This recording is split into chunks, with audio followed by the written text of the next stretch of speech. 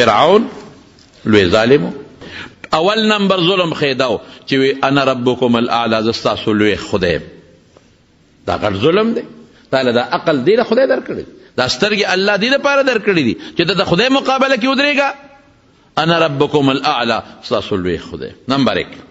دویمه سوا بنی اسرائیل اوسېدل په مصر کې. دا د یعقوب علیه السلام نوسیو. یعقوب علیه السلام چې کله مصر ته راغی د حضرت یوسف علیه السلام ملاقات لا، نو د یعقوب علیه السلام 12 بچیو. 12 د دې 12 بچو نه د هغه نسب خور شو، او د مصر د نیمې نه زیات یا نیمې ته برابر دا د یعقوب علیه السلام اولاد شو. د مصر چې کم خپل خلک وو، ذاتي کم خلک وو، بادشاهي د هغوی په لاس کې وه، وزیران هغوی وو، فرعون د هغوی نه و، هغې ته به قبطیان وی. نو هغوی به د موسی علیه السلام په دې قوم باندې د بني اسرائیلو کې موسی علیه السلام هم وروسته پیدا شوی دی، هارون علیه السلام هم پکې پیدا شوی دی. نو هغوی به په دوی ډېر زیات ظلمونه کول. دا د ټټو کار په دوی کو، ټټی به پې صفا کول، لارو کوڅو کار، دا چوړیانو باندې چې موږ نن کم خدمت کوو، ډیرانونه به په دوی چلول، او په ښځو به ولا په کورونو کې خدمتونه کول چې تاسو خو د بار راغلي خلک یې، تاسو خو د مصر خلک نه، نو موږ له په کور کې خدمتونه کوئ. په ماشومانو به ولا خدمتونه کول، او چې کم کمزوري کارونه به نو ابا بني اسرائیلو کول، د یعقوب علیه السلام لقب اسرائیلو، د هغوی اولاد به کول دا کارونه. نو فرعون خوب ولیدو، وی زه په خپل تخت باندې ناست یم او یو سړی راغی په زمري سور دی، په زمري باندې، او چابک ورسره دی، او دی نیغ زما د دربار ته راننوت. او چې دربار ته څنګه راننوت په زمري سور دی، خدای پاکه دا څوک دی؟ او راتلو سره دغه زمري نه کوز شو او زما د تخت له یو لته ورکړه. چې لته یې ورکړه زما تخت پرېوته او زما ګریوان ته لاس واچو او د تخت نه سر د لاندې لاندې راوغورځولو. نو فرعون د خپلو خلکو سره مشوره وکړه، وی داسې خوب مې لیدلی دی صاحب، دا زمري باندې چې کم سړی را روانو، نو دا د په خیال کې راځي چې دا د کم طرف نه را روانو، سینګ شکل سړی و؟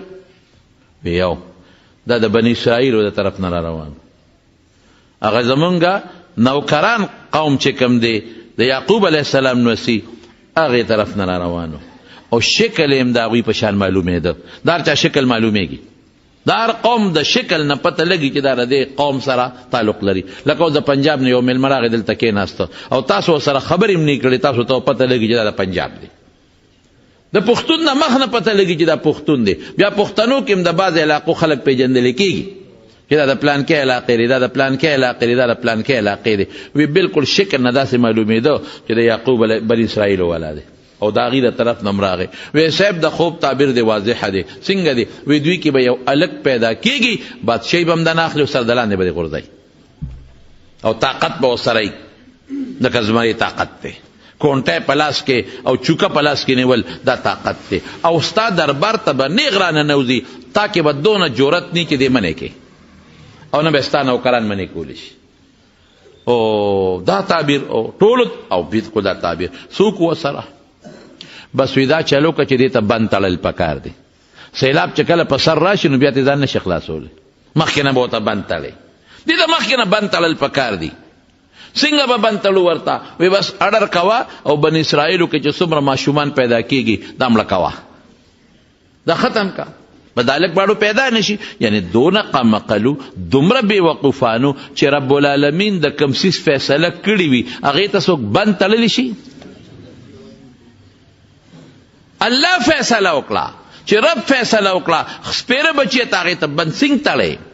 ته هغې ته بند نشي تړلی. خو دا ردی او خپل سوچو د الله د حکم، د الله د قیدې او د الله د فیصلې په مخ کې زمانونو د انسان تدبیر هېڅ کار نشي کولی. تقدیری مسئلو کې تدبیر کار نه کوي، تدبیر فیل کېږي. بیا ته به هر څومره تدبیر استعمال کې، خو چې تقدیری مسئله پې راشي او د تقدیر توره پې راشي، تدبیر فیل. ته به بچې بوځې او ته به په هسپتال کې داخل کې چې دی به بچ شي، خو چې د مرګ توره د الله د طرف نه مقدره پې را پرېوځي، هغه تدبیر ختم. د ډاکټر په مخ کې به تې ساه خېږي، په اپریشن تیټر کې به ته ساه خیږي، اکسیجن به ورته لګېدلی او ساه به ته خیږي، د زړه مشین به ورته لګېدلی او ساه به ته خیږي. ولې تا تدبیر وکړو، تدبیر د پاسه د چا توره راله، د الله د تقدیر. کې سم نه خیر او خلاص. نو سپیره دلته دوکه شو.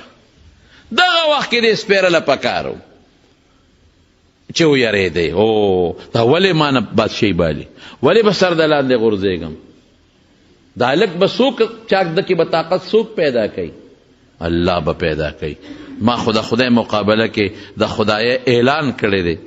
اوهو دا نه ده پکار، بس توبه طایب کېدل پکار ورته. لیکن هغه نور موچت شو، اډر یې وویسته، وی بني اسرائیلو کې چې څومره ماشومان پیدا کېږي هغه وجنې.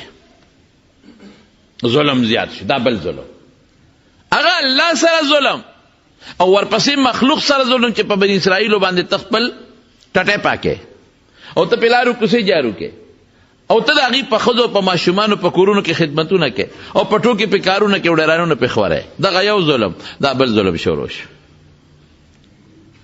بس چې کم ماشوم به پیدا کېده په ګاونډ کې پته لګي، جاسوسان ګرځېدل، ماشوم به راواجي، مور مخکې به یې لال کړ، چا غږ کولی شو.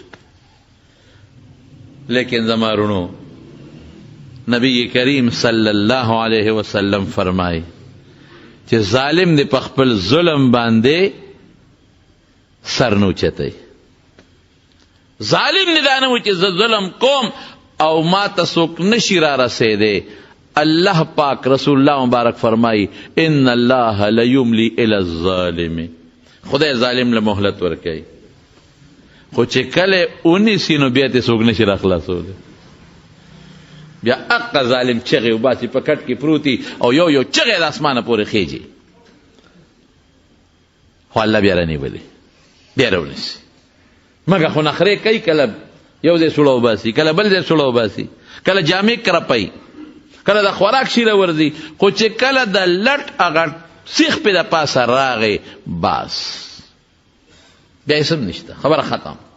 نو نبی علیہ السلام فرمایي زه نه وایم چې الله ظالم له مهلت ورکوي چې کله ونیسي بعد بیا نه پرېږدي او نه ته بیا څوک خلاصولی شي. خو زمونږ ایمان دی. الله پاک داسې وکړله چې دا قوم ورته اوچت شو، صاحب دا خو چې دا ماشومان ته وجنې نو دا بوډاګان به مړه شي، دا ځوانان به بوډاګان شي، نو بیا به کال 2 4 10 20 کاله په زموږ خدمت څوک کوي؟ نو دلته بیا تیر وته وی یو کال وجنې بل کال مه وجنې. سپیره بچیا که په دا کم کال کې نه وجنې دی کې هغه پیدا شي څه به کې؟ نو چې په کم کال وي مه وجنې نو په هغه کال خدای حضرت هارون علیه السلام پیدا کړ، او په کم کال چې وجنې نو په هغه کال الله پاک حضرت موسی علیه السلام پیدا کړ. او چې څنګه موسی علیه السلام الله پیدا کړ نو اقا زینا اطلاع ورسېده پولیس ته چې دې کور کې ماشوم پیدا شوی دی. خلکو ته پته لګي چې پولیس والا سنګ په کور را دننه شو، الله دلته د موسی علیه السلام د مور نه عقل وتښتاو. بعضې وخت الله داسې کوي او لګیا د تنور اچوي. د موسی علیه السلام مور تنور اچولی دی او خشاک یې پکې اچولی دی او تنور کې اور بلیږي غرغنډه ده او دا بچی ورسره دلته په دا غیږ کې دی، موسی علیه السلام ورسره دا غیږ کې دی او تنور یې اچولی دی او دقه دی چې کارنده پرې را دننه شو، الله دماغ الټه کړل. بالکل د موسی علیه السلام په مور لیونتوب، لیونی خو نه پوهېږي، موسی علیه السلام یې تنور کې وغورځو. اوس لیونی خو نه پوهېږي، دغه وخت په خدای جنون راوست. تنور کې چې وغورځو هغې رالل ماشوم څه شو؟ دا اوس لیونی ده. ها ها ها ها څه وی خلکو ته تاسو خو مونږ په لیونی پسې راوستو، ټول کور یې ولټو ماشوم کم دی؟ ښځه خو پاګله ده، لیونی ده. بس هغې واپس لاړل. چې واپس لاړل د موسی علیه السلام د مور په دماغو کې واپس خدای عقل راوستو. او بچی مې څه شو؟ موسی علیه السلام تنور کې پروت دی او ګوته خوله کې بنډلې ده او د پیو په ځای غره وي او راوچته یې کړ. د مظلوم خدای مدد کوي. چې راوچته یې کړه اوس خو پته ولګېده چې دا خو ما نه پرېږدي. اوس بیا راځي الله پاک وتعالی کې واچوي، صندوق جوړ کړ، صندوق یې جوړ او په صندوق کې دا بچی ور واچوه او بندې کا او دریاب ته ورولله، دریای نیل ته ورغورځو. او لور ته وی بچې ځه ورپسې، رو رو ورپسې ځه چې پته ولګي چې د صندوق کم خوازي. ماشوم صندوق کې پروت دی. اوس چې الله پاک د چا د جون فیصله کړي، قسم په خدای که څوک د سو باسي، او چې د چا د مر فیصله الله کړي باندې ورته جوړېږي. صندوق رو رو چپه وړي وړي وړي وړي د فرعون دا محل د دریاب په غاړه، او د دې دریاب نه یو وله د محل ته دننه تلې وه. نو جبریل علیه السلام ولا رو رو دیکه ورکوي ورکوي ورکوي، هغه ولې ته یې وله جوړ کړ. په هغه وله کې دننه لاړ. هلته د فرعون زنانه او وینځې او جنکۍ راغلي دي، هغوی د هغه چمن کې د لختی په غاړه د هغه ولې په غاړه لګیا دي، یا الله انبیا لوبې کوي. صندوق ورغی، یو څانګه ښکته هغې سره ونښته. او دا صندوق کې څه دي چې روچت یې که او صندوق یې کلو که خشته ماشوم پکې پروت دی. عقل څه وایي؟ اوهو دلته عقل جدا مسله راله. اوهو خدایا د دشمن کور ته ورغی. کوم دشمن نه چې کور یریدو کور له وله ماشوم لاړ. اوس به څه کېږي؟ خو چې بی بی آسیې سینګ کو لو کو ماشوم یې روچت کو سینې پورې ونیوه، بس اتفاقی رب د بی بی آسیې په زړه کې د موسی علیه السلام سره مینه واچوله. چې فرعون راغی، یو خبره درته کوم خو ګورې زما به منې. او فرعون په دې عاشق و. څه به وایې وایه څه به یو ماشوم مې مونتی دی، دقه صندوق راوړه او زما ډېر خوښ دی، قرة عین لی ولک، ستا دپاره به م د سترګو ټنډک وي او ته به م پې خوشحاله او زه به م پې خوشحاله یم. کم دی؟ دا دی. وی ستا دپاره به خو ما دپاره نه دی. علما وایي وی که فرعون داسې ویلي چې او دا ماشوم به ستا دپاره م د خوشحالۍ ذریعه او ما دپاره به م د خوشحالۍ ذریعه، ممکن ده چې الله فرعون ته ایمان نصیب کړی وي او دې له خدای جنت ته رسولی وي لکه د بی بی آسیې په شان دی. وایي تا له به ما له به نی، نه نه نه آسیې نه پرېږدم، هسې نه دا هغه ماشوم نی. وی ګوره دا خو زما غېږ له راغی، ما سره به لوی شي، ستا غېږ کې به لوبې کوي، ستا بچې به نو څنګه به ستا دشمن شي؟ تا نه به څنګه بادشاهي والي؟ هغه غلطه خبره پرېوته او هغه موسی الله د دشمن په کور کې لوی که او د چا پی نه اخېستل چې چا به م سینې ته اچو پی نه اخېستل. هغه خور ورسره ده خو پېژنې ځان خو نه ښیي ورته. یاره وایي زمونږ یو بني اسرائیلو کې یو ښځه پی ډېر خواږه دي، کم ماشوم چې سینې ته واچوي نو هغه سینې هر ماشوم اخلي. وی ته ورشه راوله ورپسې. دا چې لاړه مور ته وی مورې هغه ماشوم خو د فرعون کور ته ورسېد، زما رور خو د چا سینه نه دي او جاړي. او وی چې ما ورته ستا هله وی چې دغسې یو ښځه ده او خواږه پی دي، هر ماشوم چې سینې ته اچوي نو هغه پی خوري. نو اوس الله څه کوي؟ که دا نیغه تلې وی چې ښه ورځم نو شک به پې کو چې هم د دې بچی دی. وی نه نه زه پردي بچي ورته واچولی شم لوبولی چې ځان له کلک کې پې. د فرعون کارندګان لاړله او ورته یې وی چې هغه ښځه خو نه راځي. وی ګوره ته څومره تنخوا چې غواړې مونږ ورکوو او را دي چې زمونږ په دې محل کې زمونږ د ماشوم مونتی دی پی به وله ورکړي. د موسی علیه السلام یې نه نه زه نه شمه، که دلته یې را کوي را دي کې دلته به وله لوی کړم، تنخوا به م را کوي، ډوډۍ به م را کوي، او که دلته یې نه راوړي زه پردو محلونو ته نه شم تللی. بی بی آسیې فرعون ته ویل ته به یې وله ولیږو ځه نو. وی ښه ویې لېږول. خپل بچی واپس غېږ له خدای راوسته، خپل کور له یې وله راوسته، تنخوا وله بېله مقرر شوه او پروتوکول ورته بېل مقرر دی. صاحب د موسی علیه السلام د مور ډېر لوی عزت چې د فرعون بچي له پی ورکوي، د فرعون ماشوم له پی ورکوي. خلک به راتلل او دې ته به زموږ سپارش وکړه، د فرعون ښځې ته زموږ سپارش وکړه. ګوره الله پاک چې زموږ پښتانه وایي وی چې خدای بچ کوي نو سر وله د کاڼي لاندې که خو خدای به بچ کوي. داسې ده که نه؟ 60 ډزه سړی لګېدلی دی، 60 ډزه او خدای بچ کړی دی. یو ډز لګېدلی دی مړ شوی دی، 60 ډزه لګېدلی دی بچ شوی دی، یو ډز لګېدلی دی مړ شوی دی. د زړه مریض دی او ډاکټر ورته وایي بس ستا اپریشن هم نه کېږي، ستا شوګر دی، ستا داسې بیماری چې ستا پریشن هم نه کېږي اجم دی ګرځي په بل ټوخی راغلی دی اسپتال تم نه دی رسېدلی په لاره دی سوتی ده نظام چلوونکی څوک دی الله دی ژوند او مرګ د چا په لاس کې دي د الله په لاس کې دي او عزت او ذلت د چا لاس کې دی هم د رب العالمین په لاس کې دی هغه موسی علیه السلام خدای لوی که او هغه فرعون ظالم خدای هلاک که او څنګه یې هلاک که موسی علیه السلام خو خیر قصه اوږده ده هغه ټوله قصه درته نه ویم هغه لوی شو لوی شو لوی شو لوی شو لوی شو لوی شو لوی شو او بیا لړ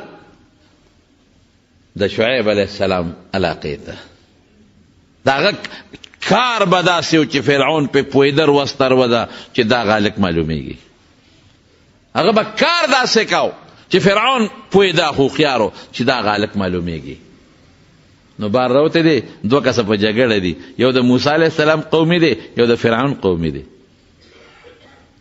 نو اپې غټ پنډې تړلې دي د موسی علیه السلام دی قومي ته وي دا را سره یو څه د فرعون قومي ورته وایي وی دا خو نشم وړی دی کې موسی علیه السلام راغی ای موسی راشه دا سړی په ما ظلم کوي هغه ویل لکه ولې پې ظلم کوي دی د وړي شي چې تی پې وړی وی هو دی به وړي دا زموږ نوکران دي هغه ویل لکه سم شه ظلم مه کوه وی نه نه به په ده خامخا وړم موسی علیه السلام بیچ بچاو کو چې دا شی پې یو نسي هغه موسی علیه السلام سره ګرم شو ته خو هم د ده د قومې بچ موسی علیه السلام سوکو چات کا خو چې د مرحله د شاله ولا راو براو کنه نو لاندې را پریوتاو ساتي وته خو د موسی علیه السلام سوکو اوسم پښتو کې خلک ویل کا وی د بشیر جان لته نه د موسی علیه السلام سوک ته وي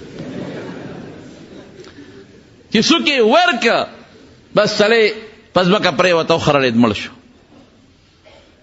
او سار لا خو پتاونه لګي د غرمه وړو سوکونه یو موسی علیه السلام خبر دی الله خبر دی یو هغه سړی خبر دی او سار له دغه الک بل چا سره په جګړه دی بیا موسی علیه السلام په لاره تېرېده وی راشه کنه دا سړی په ما ظلم کوي موسی علیه السلام ته تا خدای خلاق کا پرون هم دی او سره جګړه کوله او نن بل سره جګړه شروع کړې ده اوس بل لا باندې وجنې خبره خو بیچ بچاو چې خو هغه هلک پوه شو چې هغه پرون هم ده وجلی دی هغه لاړ فرعون دربار ته وی صاحب هم هغه هلک دی که نه پرون چې کوم سړی وجلی دی ده وجلی دی ما خو هر څه ولیدل بس موسی علیه السلام ته یو نیک سړی په مجلس کې راغی ویښ پې وباسه وطن نه ځه ستا متعلق فیصله وشوه چې دې مړ کوو دا همغه هلک معلومیږي نو موسی علیه السلام لړ مدین ته پیاده لاړ ډېر مزل یې وکړ ډېر مزل او چې مدین ته ورسېده نو ستړی ستومانه دی غریب او هلته یو کوی دی کوی باندې خلک خپل اوبه راوباسي او څاروي سیراب کوي او دی یو غاړې ته پرېوتو سر ته څادر یا تیږه کېښوده او الله ته یې لاس اوچت کړه رب انی لما انزلت الی من خیر فقیر خدای زه ستا خیر ته محتاج یم خیر به ته نازلې او الله ستا خیر ته زه محتاج یم او واقعي چې د هر چا نه دې نه پوره شي نو بیا به چا ته چغې وی الله ته او الله بیا په بنده مهربانه دی زم شکر دی چې د الله شته چې موږ ته چغه وو ها مظلوم باندې که ډېر هم ظلم وشي نو دی به چا ته چغه وی الله ته او رسول الله مبارک فرمایي حدیث کې راځي نبی کریم صلی الله علیه وسلم فرمایي چې د مظلوم د آه نه او د فریاد نه د خدای په دربار کې زر رسیدونکي شی بل نشته دا ډېر زر رسي او د مظلوم آه رسول الله مبارک فرمایي دې ته د اسمان دروازې ډېرې زر کولاویږي او دا آه چې الله ته ورسیږي نو رب العالمین څه وایي اے مظلومه لانصرنک ولو بعد حین مدد بده کوم لک سات پس تینی خو مدد بده کوم زه مدد پس بی او مدد بده کوم الله مدد تا اوس ګوره ظالم تم ګوره مظلوم تم ګوره چې خلکو څنګه خپل ګړې چیلی و خان سیراب کړل نو یو غټه تیږه وه چې هغه به ګڼو کسانو چتوله او په کوي به یې ښوده نو هغې خلکو هغه تیږه واغېسته او د کوي د پاسه کېښوده لږې شانتې اوبې بار په حوض کې پرېښودې او دا 2 جنکینې دي هغې خپلې ګډې چیلې منې کوي اخواته نه را پرېږدي او چې خلکو تیږه کېښوده او بلګې پاتې شوې نو موسی علیه السلام دا جنکو نه تپوس وکړو وړو تاسو څوک یې یاره زمونږ یو بابا دی بوډا دی سپینګیري د هغه لوڼه یو رورم نشته او مونږ به هله دا خپلې ګډې چیلې سیراب کوو چې دا خلک لاړ شي خلکو سره یو ځای مونږ نه ورځو چې هغوی تیږه کېښوده او به خو لږې پاتې شوې بس موسی علیه السلام ورپاسېد او په یوازې هغه تیږه ونیوه او اخ یې کړه پیغمبري طاقت دی او کومه بورقه چې به 10 کسو راایستله په یوازې ګرګړۍ ته وکړه راویویستله او جینکوله هغه ګډې چیلې سیراب کړې جینکې لاړې او موسی علیه السلام بیا سر ولګاو او الله ته محتاج چې خدای دا به څه کوو ډېر لرې راغلم شپه به کم ځای تېرو دا به څه کېږي جینکې لاړې پلار ته وایي دا د شعیب علیه السلام لوڼه وی بابا داسې یو هلک دی او بې کسه بې څوکه معلومېږي هېڅ نشته او جامې هم د سفر دی او بابا ډېر مضبوط تکړه دی وی ورشئ واس کې وت نه یو ورپسې راله او ورته وی ای ملګري زما پلار دې غواړي ان ابي يدعوک بابا مې راته اواز کوي چې تا موږ له کومې ګډې چیلې سیراب کړې د هغې مزدوري در کوي بس ده وی زه ډېره ښه ده ما خو د خدای دپاره کړي دي خو چې سره کوي زه ور به شو سړی که نیک سړی وي نو څه رهنمایي به ترې والم جینۍ مخکې د موسی علیه السلام ورپسې دی نو موسی علیه السلام ورته وایي هغه جینۍ ته وی ای خورکې ته رستو شه ته چې ما نه مخکې نو د هوا سره ستا د پنسا لقي نو دا وجود دی ما ته ښکاري نو ته رستو شه او ما له اواز راکوه چې ښي طرف ته تو شه یا ګس طرف ته تو شه په دې چل شعیب علیه السلام له ورسو شعیب علیه السلام چې ورته وکتل معلومات یې ته وکړل وی دغه چل شوی دی وی فکر مه کوه د ظالمانو نه خدای بچ کړئ دلته د فرعون بادشاهي نه چلیږي دغه غم خو دې ختم جینۍ ورته وی بابا ځان سره خو به مزدور نیسې که نه نو دې نه نیسې مزدور له 2 صفته پکار دی یو طاقت اخو موږ ولیده خط مضبوط دی ابورقه د 10 په یوازې راوباسي هغه ته تیږه په یوازې په کوی کېښوده یو امانتګري ولا شرط دی نو سړی امانتګرم دی په لارې زما خپو ته نه دي کتلی نو شعیب علیه السلام ورته وایي ای بچې که زما سره دې څه وخت تېر که نو یو لور به درته په نکاح کم 8 کاله را سره تېر که 8 او که 10 دې تېر کړل نو دا به ستا مهرباني وي موسی علیه السلام یې ډېره ښه ده 10 کاله د شعیب علیه السلام سره تېر کړل 10 او شعیب علیه السلام ورته خپله لور په نکاح کړه او دی ورته وایي موسی علیه السلام چې اوس خو ډېر وخت تېر شوی زه ځم خپل وطن ته مصر ته هلته به مور به ووینو رور به ووینم او کیدای شي ما څوک نه پېژني 10 کاله ډېره موده ده دا ښځه به هم ځان سره بوځم وی ښځه ګډې چیلې والا ورکړې وي ها ګډې چیلې هم ځان سره واله او دا ښځه دې هم بوځه او دننه ورشه یو چوکه راواله یو کونټی چې په لاره ګډو چیلو ته پې پاڼې غورځئ پاڼې څنډئ چې موسی علیه السلام لار چوکۍ راواغېسته شعیب علیه السلام ته دا مې راواغېست وی دا کېده بله راواله هغه یې کېښوده بله یې راواغېسته چې څنګه شعیب علیه السلام له راغې بیا هغه کونټی وه نیکبخته زه راته ویم چې دا کېده بله راواله یې کېښوده بله یې راواغېسته هلته 4-5 کونټۍ پرتې وي چې کومې له به بلې له ګوتې وړه بیا به هغه لاس کې راتله شعیب علیه السلام ته زه بچې دا دې په قسمت ته دا هغه کونټۍ ده چې حضرت آدم علیه السلام د جنت نه 10 څیزه ځان سره راوړي یو پکې دا وه زه دا ستا نصیب کېده زه وړه په لاره وله خدای بچې م ورکه موسی علیه السلام په کوه تور په غاړه کې او رب العالمین ورته پیغمبري م ورکړه او چې کله د ښځې بچی کېږي شپه ده او تیاره ده او زلزل دی نو دغه وخت کې زنانه ته د ګرمو ضرورت وي نو ښځه ورته وایي چې دا به څه کوو دا خو شپه ده نو مخامخ یې اور ولیده نو موسی علیه السلام ښځې ته وایي وی زه ورځم دې اور سره به خامخا څوکي اور بغیر د انسان نه نی نو زه ورځم که څوک انساني تاله به راولم چې ستا د دې ماشوم د کېدو خدمت وکړي او که څه ګرم څیزونه چې درته راوړم نو ښځه ورته وایي داسې کار وکړه چې دې علاقه کې ماران ډېر زیات دي ګورې. نو یو خو سپلی په خپو کا او بل دا کونټی لاس کې واله. نو موسی علیه السلام یې ډېره ښه ده. نو چې سنګ لاړه نو هغه یو اونه وه او د هغې نه رڼا ختېدله. ظاهر کې داسې معلومېدله لکه چې اورې خو اور نو.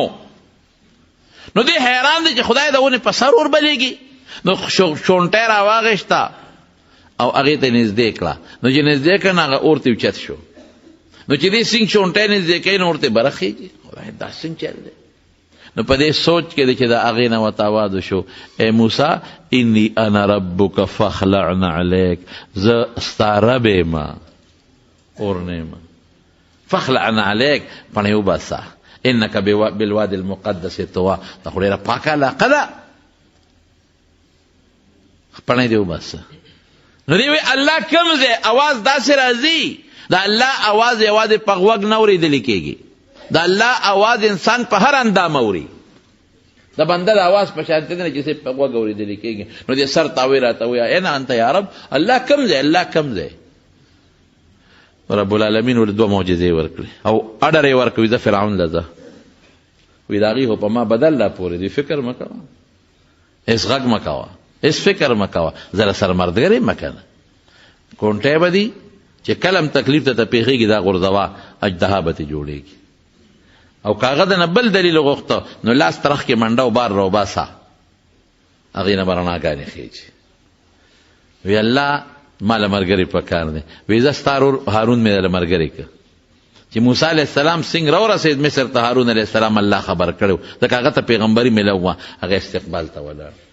ورور یې ځان سره که نیک فرعون له ورغی. همقسې وشوه چې کم خوب فرعون لیدلی و، نیغ په دربار ورغی او چا کې جرأت نو چې ورته وی چې په دې دربار مه راځه، دا خو د فرعون دربار دی. نیغ ورغی او فرعون ته مخامخ ودرېد. هغه یو خوا بل خوا چې دا لږ څنګه راغی، کونټی یې ورسره دا څه کوي، چا کې جرأت نو چې منې کړې وي، ته څنګه راغلی لکه؟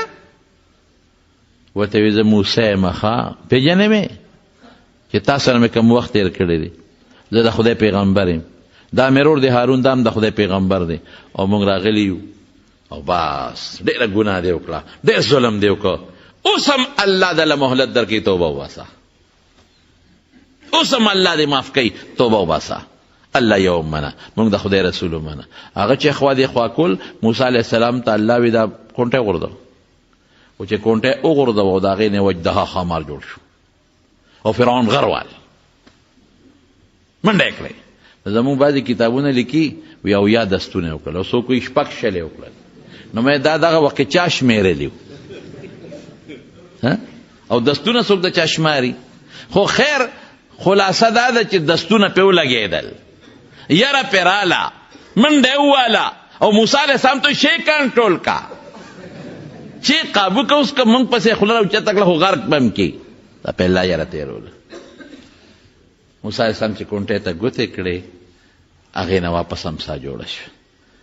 او ته ستا څه دلیل دی؟ دا دې ونه لید بیا در پرېږدم؟ نه نه نه، خدای ته وګوره، بیا در پرېږدم، دې تخ کې در پرېږدم درته.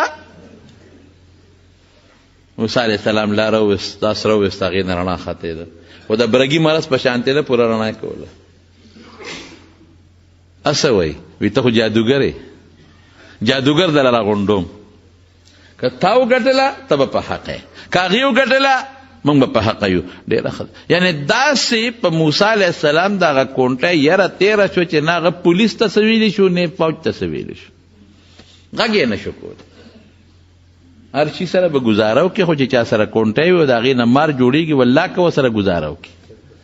معمولي غوندې داسې یو جټکه وله یو سه پله به منډه وایي. جادوګر یې راغونډ کړل، د اختر ورځ ده.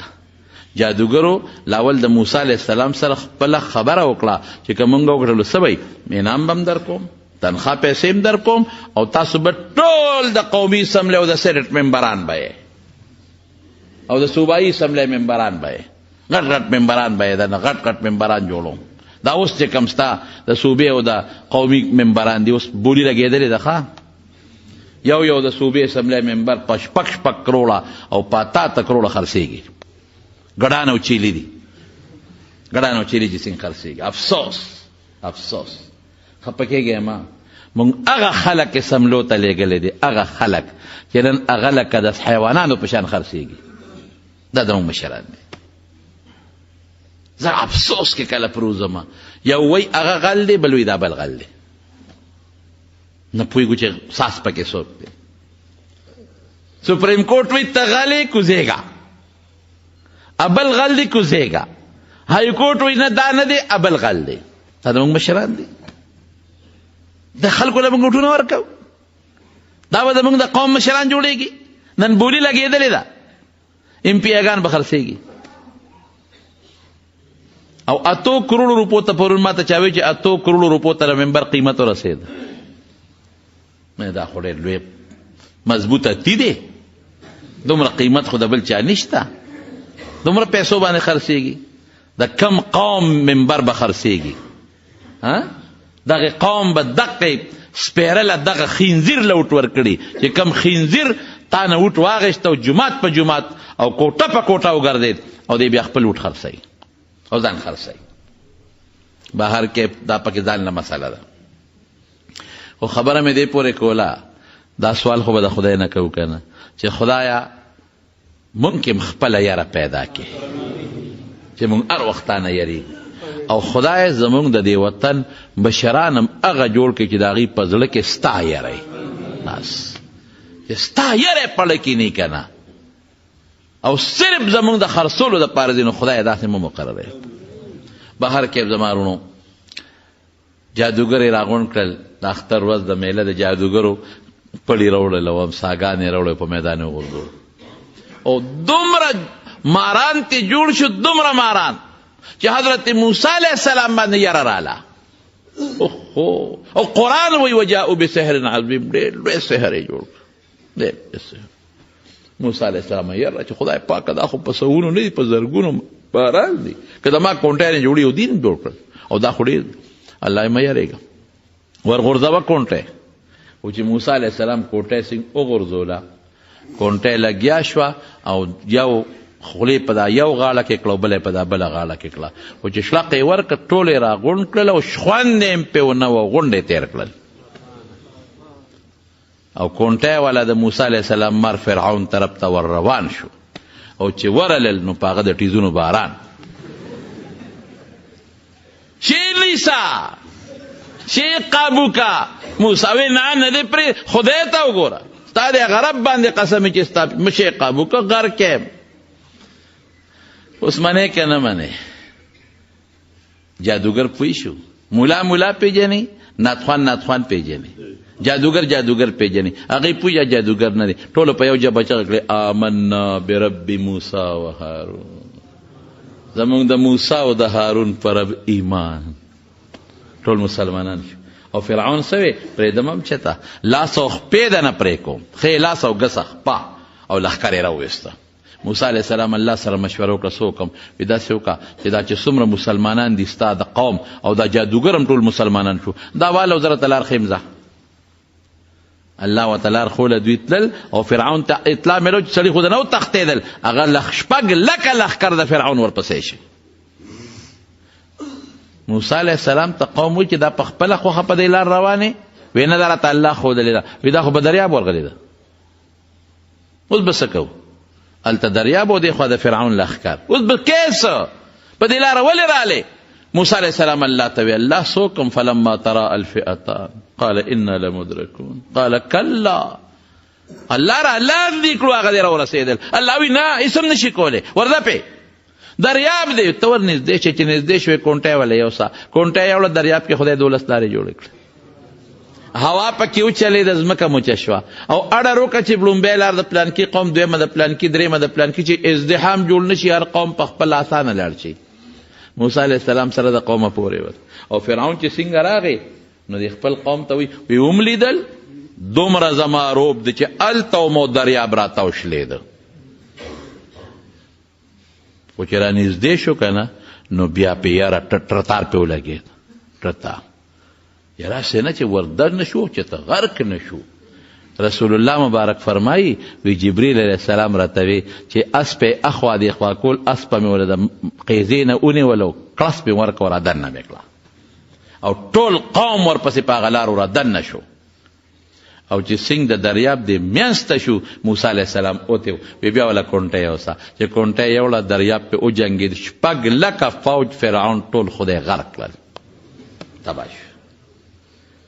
رسول الله مبارک فرمایي بخاری کې حدیث دی چې جبریل علیه السلام راته وی چې اے د الله رسوله ارمان کاغه وخت دی لیدلی وی ما د دریاب د ویخ نه توره خټه راوویسته او د فرعون په دا خوله کې مې منډله په دا خوله کې زما وروڼو د ظالم انجام تاسو ولید 6 لکه بعضې علما لا ډېر یادوي 6 لکو ظالمانو فوج پولیس سره خدای په دریاب غرق او موسی علیه السلام سره د بني اسرائیلو الله حفاظت وکړه او بیا په کم میدان ته چې موسی علیه السلام لاړ هلته وله من او سلوه راځي ترنجبین راځي سیسی مړزان راځي هغه خوري او د اوریځې سورې پې د پاسه ګرځي او د موسی علیه السلام د معجزې د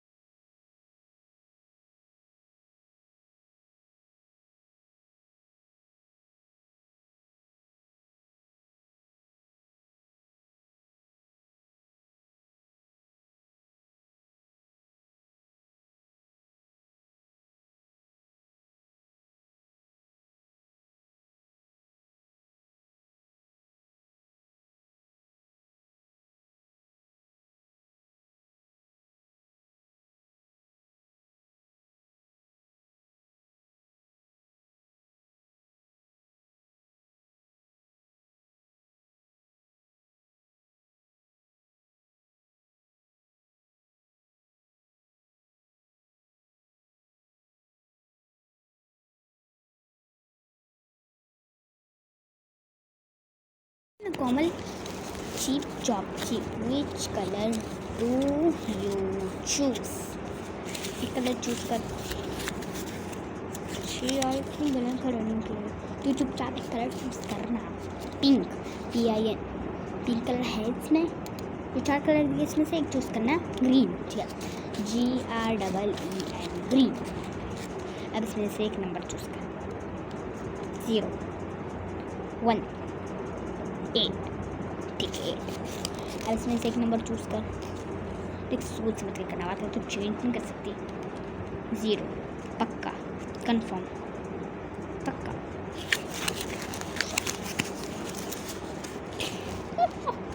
बड़े के करने की नाली में रहेगी अस्सलामुअलैकुम मीनावालू څنګه یې تاسو ښه موسی علیه السلام او فرعون په باره کې خو تاسو بیان واورېدو وزو تاسو ته د الله په باره کې خبره کوم ځکه چې الله رب العزت موږ ټول پیدا کړي د عبادت لپاره موږ له پکار دی چې 15 وخته مونځ کوو او قرآن له ټیم ورکو ټیک ټاک او ډرامو او د نورو څیزونو نه ځان کټار کو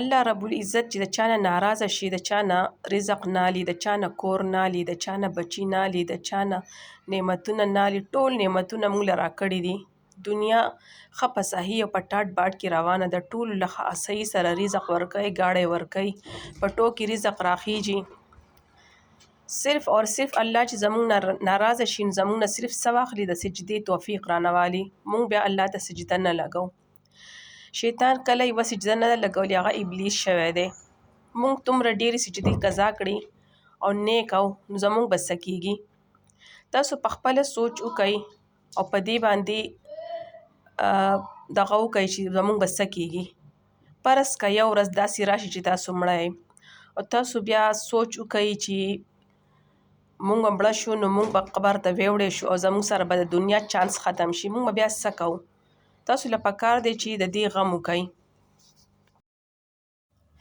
د یخنۍ په موسم کې مونځ کول او د ګرمۍ په موسم کې روزه نیول الله تعالی ته ډېر محبوبه دي، ډېر زیات یې خوښ دي. یو صحابي چې و هغه به شپه ورځ مونځونه او سبقونه کوله او هغې ګاونډی چې کوم دی هغه په چت په سملاستو په ګرمۍ کې او ټوله ورځ به یې مزدوري کوله. چې به کله راغی نو هغې به خپله ګاونډي دپاره لکه مطلب ډېر افسوس کولو چې وګوره دا څومره ښکلی عبادت کوي، مونځ کوي او قرآن سبق وایي او زه نشم ویلی ځکه چې زه ډېر زیات ستړی یم. نو هغه به دغه کوه نو بیا چې کله هغه وفات شو نو الله پاک د هغې قبر او د هغې جنت چې کوم دی که نه د هغې ګاونډی جوړ کړو ځکه چې هغې خواهش کولو. موږ نن سبا خواهش هم د عبادت دپاره نه کوو، شپه ورځ ټیک ټاک، موبایلي او ډرامې فلمونه دې له زیات ټایم ورکوو.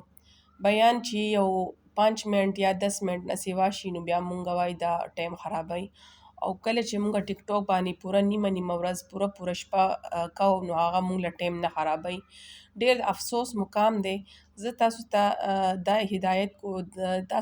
هدایت کوم چې تاسو خپل 15 وخته مونځ کوئ، قرآن سبق وایئ او هر وخت الله ته متوجه شئ ځکه چې دا زندګي ډېره کمه ده او الله ته ګرانه نه ده چې سبا تاسو له سترګې ړندې کړي یا تاسو خولې کې څه چلو شي یا بل څه تاسو ته بیماري ولګي، تاسو به بیا څه کوئ؟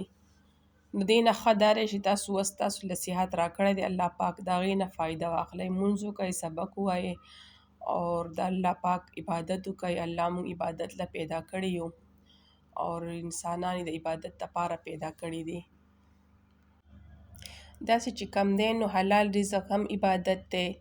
تاسو د ګانو د فلمونو دغه ډرامې اپلوډ کوئ او خپل ګناه نور هم ډېروئ نو تاسو داسې چل وکئ چې خپل کور کې تاسو د خپل خلکو مدد کوئ او خپل ځان له روزګار روانوئ. په یوټیوب کې تاسو بیانونه را اخلئ او هغه اپلوډ کوئ نو تاسو به صدقه جاریه هم شي او خلکو ته به د نیکۍ او مطلب دغه هم جاري شي، تاسو به نیکۍ دعوت ورکوئ او ستاسو به خپل مطلب هغه روزګار هم روان شي. ما چې کله سوچ وکړو چې زور په کور کې به ما کله کار کول نو هغې په وجه به ما کم دی بیانونه اورېدل مال به ډېر زیات خوند راکولو او زما په زندګۍ کې ډېر زیات سکون هم راغلی و. نو ما سوچ وکړو ما یې راشه حلال رزق عبادت دی، زه به خپل بچو له په دې ذریعه باندې رزق هم کماو کم او خلکو ته به کم چې دی د اسلام دعوت هم ورکم. ما تاسو ته په مخکې زګي کې د مولانا ادریس بیان واورولو او امید لرم چې تاسو به ډېر په شوق باندې اورېدلی ځکه چې هغه ډېر زیات ښکلی مولا دی. زموږ پښتانه ډېر بهادور قوم دی او خپل ښځې د کور نه بهر ته نه پرېږدي او نوکریانو دغه دپاره او په کار هم نه لري ځکه چې د ښځې کم کمایي چې دغه حرامه وي خو چې کم په پرده کې او ډېر په کور کې کم تاسو کمایي کولی شئ نو هغه تاسو ته نه ده حرامه او تاسو ته به پته وي چې پښتانه چې دی نو ابراهیم علیه السلام د خاندان نه دي او کله چې په خانه کعبه کې جنګ و نو هغوی پښتنو ته اواز کړل او هغوی تور جنډو والا لاړه او خانه کعبه یې فتح کړه، ازاده یې کړه. نو زه هم امید لرم چې زموږ پښتانه ډېر غیرتمند قوم دی او خویندې وروڼه به د یو بل مدد کوي، د یو بل یوټیوب چینل یې ګورئ، یو بل ته سبسکرایب ورکوئ ځکه چې تاسو د وجې نه زموږ کم ویډیو چې ده هغه به وایرل کیږي. چې تاسو کله زموږ سره مینه وکئ او د خپلې خور مدد وکئ نو هغه به وایرل شي. نو کله چې تاسو د یو مسلمان سره ښه وکئ نو الله پاک به د هغې په بدل کې ستاسو سره په 50 درجې باندې ښه وکړي. زه خو ډمتوب او نور څه نه پهلاوم خو صرف د الله خبرې دي او د الله چې کوم دغه دی هغه پهلاوم، الله چې کوم دین دی او هغه پهلاوم. نو د اسلام خبرې دي، تاسو هم دا محنت وکئ او ویډیوګانې جوړې کئ او که چا له د چینل مونیټایز کول چل نه ورځي نو زما سره په 034622999808 0 باندې تاسو زما سره ریپلای وکړئ او زه به تاسو ته د چینل نه مونیټایز کول چل هم وښیم اور که تاسو نشئ مونیټایز کولی نو موږ به تاسو له په فری کې مونیټایز کو او تاسو خپل همت وکړئ اور خپل ټایم چې دی هغه دغه کوئ مطلب ګرانی کوئ خپل ټایم هسې مه ضایع کوئ یا خو دنیا کې خپل ځان له یا خپل بچو له که څوک نه واده شوي نو هغه خپل مور او پلار له مدد وکړئ د خپل پلار بازو جوړ شي خپل پلار له ګټه وټه وکړئ او که څوک واده شوي نو هغه د خپل خاوند مدد وکړئ اور خپل بچو له مدد وکړئ ځکه چې نن سبا ډېر زیات مهنګایي شوې ده اور د هغې دغه نه کېږي مطلب د چا ګزاره نه کېږي نو زما خویندې میندې تاسو ته زما درخواست دی چې تاسو خامخا دغه وکړئ اور دنیا له هم ټایم ورکړئ اخر له هم ورکړئ په کور کې چې کومې ښځې ناستې دي هغوی لوښي وینځي زګونه وینځي جارو لګوي دا هم پالتو کار نه دی دا هم یو عبادت دی اور زموږ پیغمبر محمد صلی الله علیه وسلم ویلي دي چې په خدمت باندې الله میلاویږي اور په عبادت باندې جنت نو عبادت په مونږ کوو د جنت دپاره اور خدمت په مونږ کوم د الله دپاره الله به مونږ ته خپل دیدار نصیب کوي نو نن خو زما دا ویډیو دا پیلنۍ ویډیو ده زما ځکه چې ما چېرته ویډیو نه ده جوړه کړې